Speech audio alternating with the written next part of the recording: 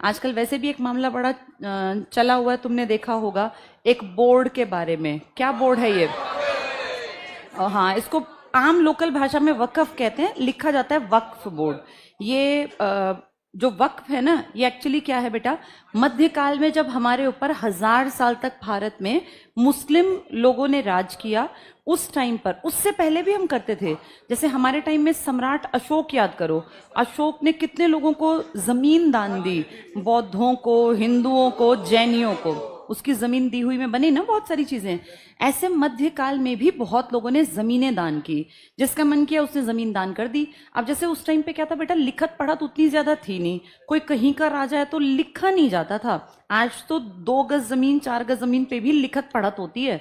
उस टाइम पे बस ये था यहां से यहां तक की हमारी प्रॉपर्टी है, चलो हमने दान कर दी। तो उस जमाने में जिन लोगों ने, चाहे वो राजा थे, सुल्तान थे, या कोई नॉर्मल आदमी, मान लो किसी की संतान नहीं है और उसके पास 100 एकड़ जमीन है, उसको नॉर्मल मानते थे, कोई बहुत बड़ी बात नहीं थी। अब वो क्या करे 100 एकड़ का, तो सोचा था यार मरूंगा, कल को जाके, मान लो कोई मुस्लिम है भाई, अपने अल्लाह को क्या मुंह दिखाऊंगा, तो मैं एक काम करता हूँ, अपनी जमीन अपने धर्म के नाम दान कर देता हूँ। और उसने अपने धर्म के नाम पे वो जमीन दान कर दी। भाई लिखत पड़ा तो थी नहीं, यहाँ से यहाँ तक का मेरे एकड़ है, ये 100, ये मैंने दान कर दिए। अब उस दान की जमीन में, क्योंकि वो मुस्लिम है, तो वो सोचेगा कि मेरी जमीन पर मदरसा बन जाए, मेरी इस पर कब्रिस्तान बन जाए। बेटा ये भी तो एक तरह की जरूरत है ना।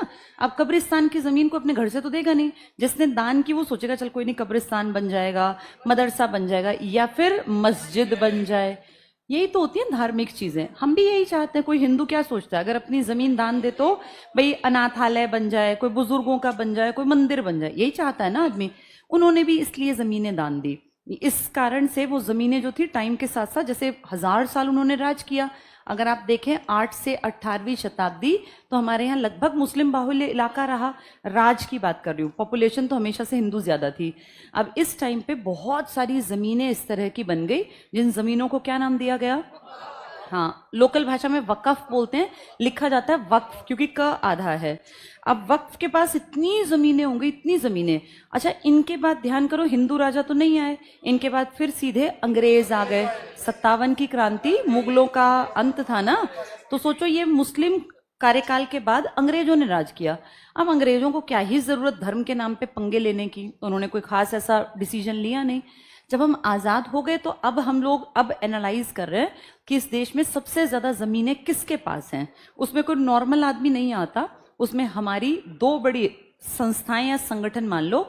एक तो बेटा हमारी डिफेंस के पास बहुत ज्यादा जमीनें हैं, होनी भी चाहिए, क्योंकि डिफेंस नहीं होगी तो फिर हम तो देश के रूप में मान्यता मिलेगी ही नहीं। एक तो हमारी डिफेंस के पास है बहुत प्रॉपर्टी, बहुत टेरिटरी, और दूसरा हमारी रेलवेज के पास है। तुम समझ सकते हो, रेल भी हमारी एक तरह से जैसे शरीर के लिए ये होती है ना वेन्स और आर्टरीज, ऐसा काम करती है। तो इन दोनों के पास देश की सबसे ज्यादा संपत्ति है, एरिया की बात कर रही हूं, परसेंटेज की। एक तो डिफेंस के पास और एक रेलवेज, और तीसरी बड़ी संपत्ति जब देखी हमने तो वो निकली वक्फ बोर्ड के पास। अब ये 2 तो बेटा देश के लिए जरूरी हैं, इसमें तो कोई मना कर ही नहीं सकता। डिफेंस भी जरूरी है, आप उससे जमीन नहीं ले सकते, और रेलवे भी, क्योंकि देश का बहुत बड़ा ट्रांसपोर्टेशन तो बस और ये सब नहीं कर सकते। सेल्फ की कारें तो बेटा बहुत थोड़ा प्रतिशत है, और ब्लेस्ड है वो लोग जिनको लगता है कि सेल्फ की गाड़ियां, क्योंकि आप जिस इलाके में रहते हैं ये अमीर इलाका है।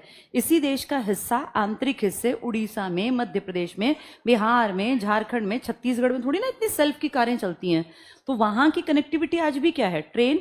यानी इन दोनों की जमीन पे तो कोई क्वेश्चन मार्क नहीं उठा सकते, ना रेलवे के पास की भूमि के ऊपर और ना ही डिफेंस। अब तीसरी भूमि किसके पास निकली? हाँ, ये एक विवाद का विषय बना हुआ है। और बड़ी बात पता है क्या थी? वक्फ को कंट्रोल करने के लिए एक बोर्ड बनाया गया जिसका नाम था वक्फ बोर्ड। अब वक्फ बोर्ड बड़ा ताकतवर था। इंडिया में वैसे भी धर्म के नाम पे तुम जानते हो चीजें थोड़ी ताकतवर हो जाती हैं। पिछले साल हमारी मोदी सरकार जब थी, अगस्त में, यानी अभी साल भी नहीं हुआ, एक बिल लेकर आए थे, यही वक्फ के ऊपर बिल था, लेकिन वो उस टाइम ना फेमस नहीं हुआ। अब सरकार हमारे सामने काम कर रही है, और आजकल अखबारों में और रोज तुमने देखा होगा वक्फ के ऊपर क्वेश्चंस उठ रहे हैं। तो ये वक्फ की जमीन के ऊपर एक बड़ा वो उठ गया है, और कह रहे हैं कि जो अधिनियम है ना, पहले ये माना जाता था वक्फ बोर्ड की जो बात है वो सर्वोपरि है, इसके सामने कोर्ट भी नहीं थे, क्योंकि धर्म का मुद्दा था। अपना बोर्ड, अपनी जमीनें धार्मिक कामों के लिए दान दी गई थी। लेकिन अब एक संशोधन लेकर आए हैं, और उसमें ये कह रहे हैं कि वक्फ बोर्ड जो है ना, ये ऐसे किसी भी जमीन को अपनी नहीं बता पाएगा, और किसी एरिया की जमीन के ऊपर डीसी, डीसी मतलब किस रैंक का अधिकारी, आईएएस, तो इस तरह की कोई कमेटी वमेटी गठित की जाएंगी जिस पे डिस्कशंस के साथ डिसीजंस लिए जाएंगे।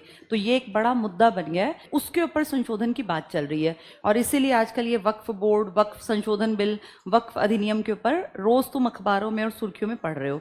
थोड़ा सा समझ में आ गया? ये एक तरह से धार्मिक जुड़ी हुई जमीन है ये, और किस धर्म के लोगों के पास है ये? हाँ, और इसको मैनेज करने वाला उन्हीं का अपना बोर्ड है जिसका नाम क्या है, वक्फ बोर्ड। और उससे ऊपर सुप्रीम मतलब कोर्ट में इस तरह के मामले अभी फिलहाल तक नहीं जाने का प्रावधान था। अब देखते हैं कितने चेंजेस मंजूर किए जाएंगे, कितना क्या कुछ रहेगा। ठीक है।